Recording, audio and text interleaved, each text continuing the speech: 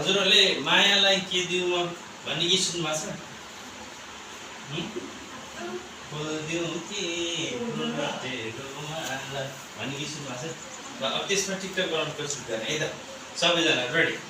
सबसे first of all हामी थोरै अगाडि आउने, थोरै के गर्ने, थोरै अगाडि चालेर अनि यहाँ खुट्टामा यहाँ यसरी राइट दाहिने खुट्टालाई यहाँ हालेको जस्तो गरेर अब यो देउरे हातलाई चाहिँ टाउकोमा एकैचोटि, यसको दुईटाको टाइमिङ के हुनु पऱ्यो, एकैचोटि हुनु पऱ्यो। हेर्नु है त 5 6 7 हल्का जम्प गर्ने, के गर्ने, हल्का जम्प गर्ने।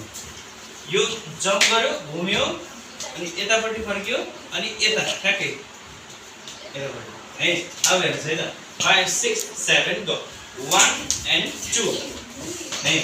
Ready 5 6 7 go 1 and 2। अब यहाँबाट खुट्टा यहाँ तल धर्यो है। अब हेर्नुहोस् यहाँबाट हातलाई हात हेर्नुहोस् है 1 2।